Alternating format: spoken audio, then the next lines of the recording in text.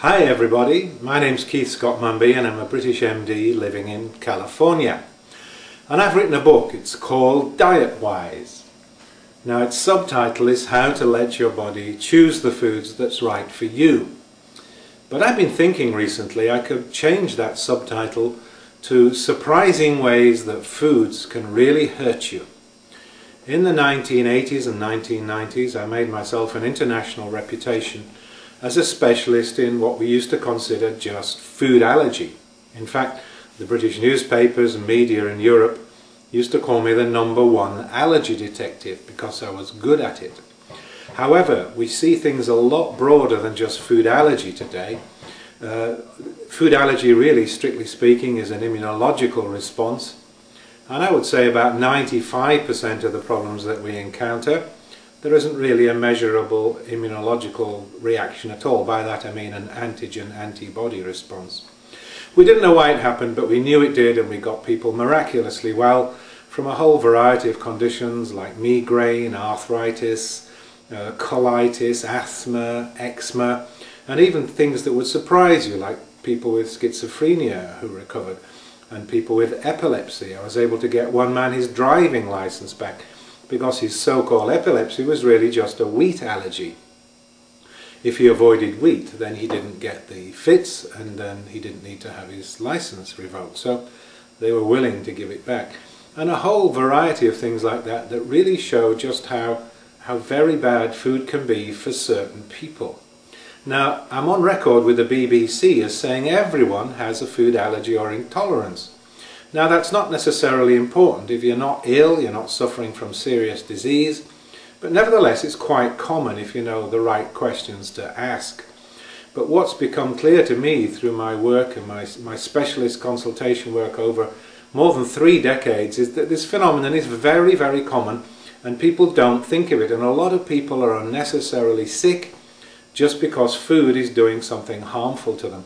And we understand it better today. We now know to think in terms of genetic food incompatibility. There are tiny variations in genes that we call single nucleotide polymorphs. Quite a mouthful. It's usually abbreviated to SNPs and we usually pronounce it SNPs. And these little SNPs, they're only tiny, just tiny little alterations in the sequence, maybe just a couple of parts of the molecule out of place.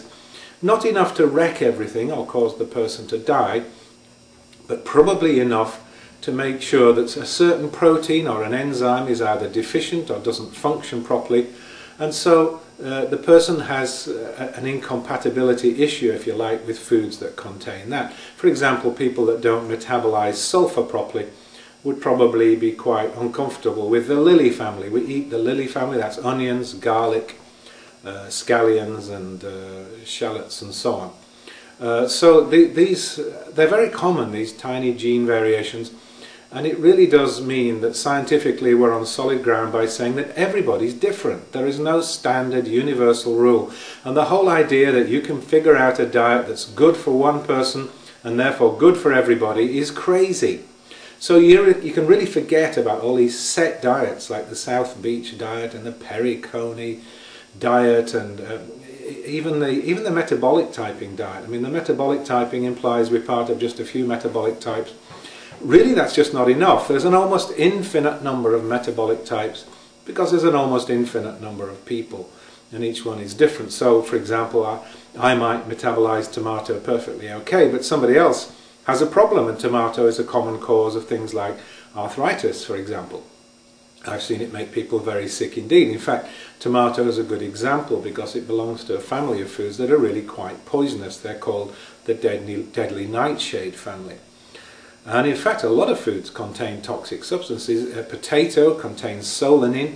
If you've ever tried to eat green unripe potatoes, you will know that that's a big problem. It'll make you very sick and give you a lousy bellyache. And there are documented records of animals and humans being severely poisoned by the ingredients of ordinary food. Plus, food contains weird things we call alkaloids. The most common, the most obvious one would be caffeine. Everyone knows that. But nicotine is also an alkaloid. And so are the hallucinogenic substances like mescaline in peyote cactus and psilocybin in the mushrooms and so on. These are all just plant ingredients. We don't happen to eat those particular plants, but I'm just making the point that plants contain quite a lot of toxic substances. Not a problem if our body is able to adapt to them and break them down and has the right metabolic pathways. But if there's one of those little snips sitting there so that you don't have the right metabolic guard, then you're actually made quite sick by the food. So that's why, as I said, I think I could change the subtitle of this book to Surprising Ways in Which Foods Can Make You Really Sick. And some people have been severely sick indeed, but made a great recovery as soon as they changed their diet. So as I say, we think now beyond food allergy, we're thinking of food incompatibility of all kinds. It would be great for every human being to figure out what are the safe foods for them to eat, and I tell you exactly how to do that in this book. I tell you step by step, page after page, what you need to know.